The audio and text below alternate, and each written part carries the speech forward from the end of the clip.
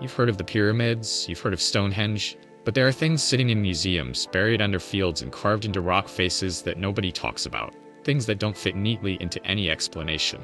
Today we're covering 3 of them. Let's start in Peru. Kenko. Outside Cusco, about 3 kilometers from the city center, there's a limestone outcrop sitting in an open field. It doesn't look like much from a distance, just a big rock. But when you get close, you start to notice things. The rock has been carved extensively, channels cut into the surface, winding their way down the stone in precise lines, zigzag patterns, spirals, niches hollowed out of the rock face, a carved puma, a carved serpent, a condor. The Inca did this, probably around the 15th century, maybe earlier, and the site is called Kenko, sometimes spelled Kenko or Chinko in Quechua. The word itself means zigzag or labyrinth. That's what the channels look like. Labyrinths, running across the top of the rock and down through its crevices. Now here's the part that gets interesting. If you pour liquid into those channels at the top, it flows. It follows the carved path, and the path splits at a certain point. The liquid can go one of 2 ways. Researchers believe the Inca used this feature for divination. You pour chicha, fermented corn beer, or possibly animal blood into the channel. You watch which path it takes. The direction tells you something about a decision, about the future, about whether to go to war. This wasn't casual, this was ceremony, and it wasn't done in sunlight. Most of the ritual activity at Kenko seems to have happened at night. The rock sits at an angle where, during certain times of year, moonlight hits the channels directly. The liquid would have caught the light as it moved. Picture that. Priests pouring liquid onto a carved stone in the dark, a crowd watching, the moonlight showing them the answer. Under the rock, there's more. A natural cave runs underneath the outcrop. The Inca expanded it, cut the walls smooth, carved an altar table directly into the rock inside the cave. Long, flat, slightly raised. Big enough for a body. This is where the debate starts. Some archaeologists think it was used for mummification rituals. The Inca didn't bury their elite dead. They mummified them, kept them around, brought them out for festivals, consulted them. The mummies of dead rulers were treated like living members of the court. Kenko may have been the place where that process began, where the body was prepared, where the spirit was addressed, where the transition happened. Others think the altar was used for sacrifices. Animal, maybe human, in rare cases. The Inca did practice human sacrifice under specific circumstances. It was called capacocha, children usually, selected from across the empire. Considered an honor, killed on mountain peaks or at sacred sites during major events. A royal death, a natural disaster, a coronation. Whether Kenko was one of those sites isn't confirmed. What is confirmed is that the cave was sacred. The whole outcrop was sacred. It was a huaca, a sacred place or object in Andean religion. Not a temple built to honor something. The rock itself was the thing. The stone had power. The carvings connected you to it. There's also a large amphitheater-like area next to the rock. A curved stone wall, open space in front of it, enough room for a crowd. Public ceremonies happened here. Whatever happened inside the cave was likely for the few. What happened outside was for everyone. And then the Spanish arrived. In the 16th century, the Spanish colonial campaign against indigenous religion began dismantling everything. Huacas were destroyed or converted. Ceremonies were outlawed.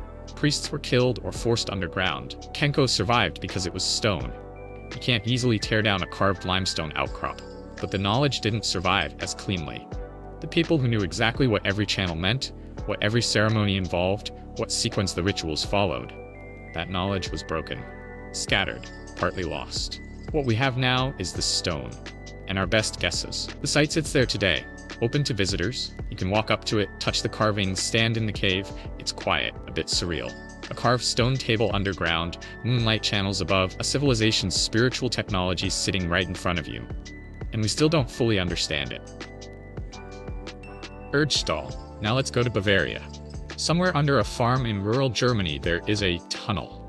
It's narrow, maybe 60 to 70 centimeters wide, low ceiling. You have to crawl through parts of it. It twists, branches, leads to small chambers, and then ends. No obvious exit, no obvious entrance other than the one you came in through. These are called Erdstall. The word roughly translates to earth stable in German. Nobody knows why they got that name. It doesn't really fit. There are thousands of them. That's not an exaggeration. Estimates put the number at over 700 in Bavaria alone. Across Austria, the Czech Republic, Hungary, other parts of Central Europe, the count climbs into the thousands. Most haven't been excavated. Many were discovered by accident. Someone digs a foundation, The ground collapses, and suddenly there's a tunnel system underneath. Most of them date to the medieval period, roughly 1000 to 1300 CE. Some might be older. The dating is difficult because nothing was left inside them. No artifacts, no bones, no tools, no coins, no pottery. They were built and then left completely empty. The construction is careful, the walls are smooth, the technique required knowledge and effort. These weren't dug in an afternoon. Whoever built them knew what they were doing, and they did it hundreds of times across a wide geographic spread over several centuries.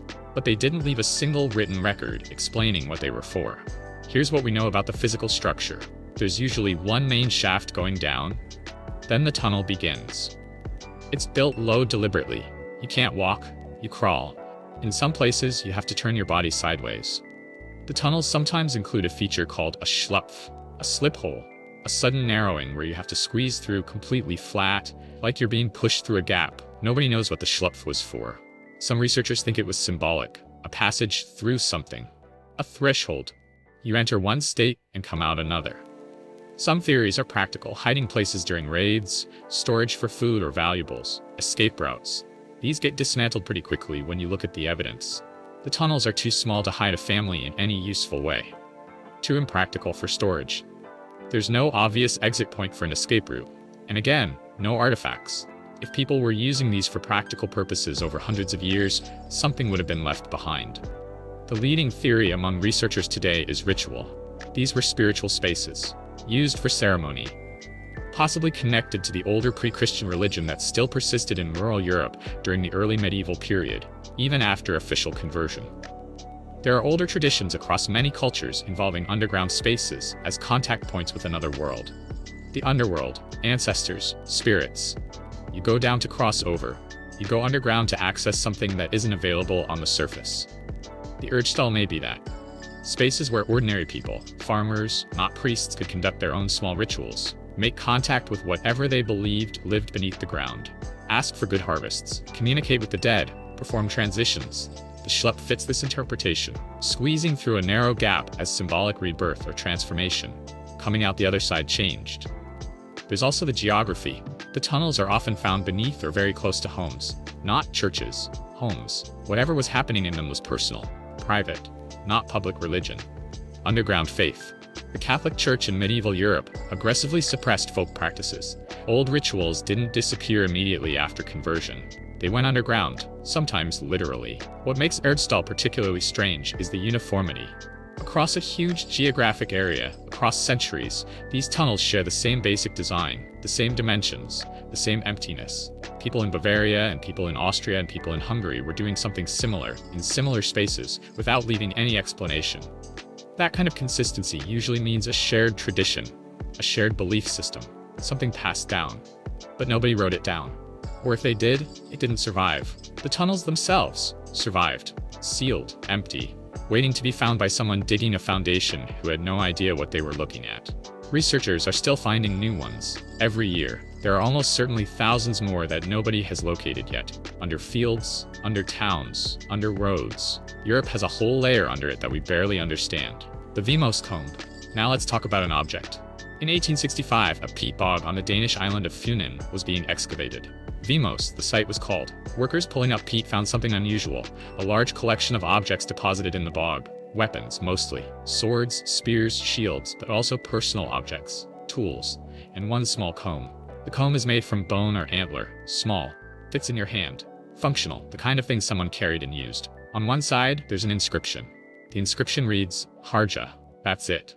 One word, 5 characters, carved in what we now identify as Elder Futhark runes. This is the oldest runic inscription ever found, dated to approximately 160 CE. Let that sit for a second. We know runes. We've seen them on Viking Age stones and weapons and jewelry, but the runic writing system is older than the Viking Age, and the Vimos comb is the oldest confirmed example of that system being used. 160 CE. That's the Roman Empire at its height. That's before the fall of Rome. That's 900 years before the Vikings were raiding monasteries in Britain. Someone, in what is now Denmark, carved 5 characters onto a comb. And those characters are recognizable to us now. They connect directly to the writing system that Norse and Germanic peoples used for centuries afterward. The word Hardja is debated. Most runic scholars interpret it as a name, a personal name, Possibly something like warrior, or a name derived from a word meaning warrior. It could be the owner's name, or the maker's name. That's actually significant on its own. Writing your name on a personal object is a deeply human act. It says, "This is mine, I exist, here's a mark of me." But there are other interpretations. Some researchers think Harja wasn't a name, they think it was a title, an epithet, something like the warrior or the one of the army, used to describe a person, a deity, or a function. There's also the question of why this object was in the bog. The Vimos deposit wasn't accidental. Objects don't pile up in bogs by mistake. The weapons found with the comb showed signs of deliberate destruction before being placed there. Swords were bent, shields were broken. This was an offering. Objects were destroyed to take them out of the human world and give them to something else, a god, a spirit, whatever the people burying them believed they were communicating with. Bog deposits of this kind are found across Scandinavia and northern Europe. Tullen Man was a bog body. The Gundestrup cauldron came from a bog. Bogs were thresholds, liminal spaces. The water preserved things, yes, but that wasn't why people chose them. They chose them because a bog wasn't quite land and wasn't quite water. It was in between. And in between spaces were sacred. The comb was deposited there deliberately, with weapons, after battle possibly, a victory offering, or the aftermath of a defeat and the death of a chief. And someone had taken the time to carve a name or a word onto that comb before it went into the ground. Now here's what makes the comb bigger than just itself. Before Vimos, there was a real debate among scholars about when runic writing began and where it came from. The Vimos comb pushed the confirmed date back significantly. It showed that the Elder Futhark, the original runic alphabet, was already in use in the 2nd century CE, already developed, already functional, not primitive scratches, a working writing system. Where did it come from? That's still an open question. Some scholars believe it was influenced by the Latin alphabet. Germanic tribes had extensive contact with Rome through trade and warfare. Roman script may have inspired someone, or several people, to develop a system for their own language. Others think it evolved from earlier Italic alphabets, or from contact with other writing traditions. But nobody knows for certain. The Vimos comb is the oldest confirmed piece, and it gives us a floor, a no earlier than date. The system was there in 160 CE. How much earlier it goes, we can't say with the current evidence. What the comb also tells us is that writing wasn't confined to an elite in early Germanic society. A personal comb, an everyday object, had writing on it. That suggests the person who owned it either could write themselves or had access to someone who could, and considered it worth doing for a personal item. Not a monument, not a royal proclamation, a comb. Writing was intimate, personal, practical, maybe, or magical. Runes later had strong associations with magic and divination in Norse tradition. Maybe that name carved on the comb wasn't just identification. Maybe it was protection. The comb is now in the National Museum of Denmark in Copenhagen. It's small, easy to walk past, a fragment of bone with 5 letters on it, and it's the oldest confirmed written word in the entire Germanic tradition. 3 things: a carved rock in Peru, tunnels under Bavaria, a comb in a bog.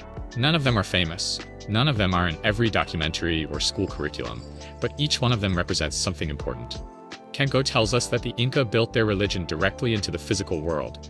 The stone wasn't a backdrop, it was the point.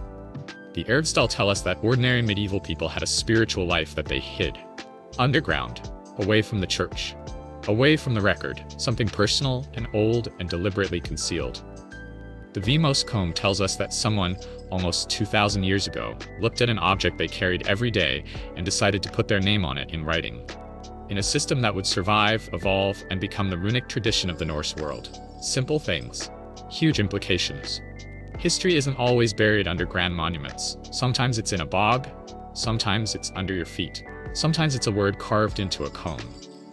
That's it for today. If this kind of thing is what you're here for, you know what to do.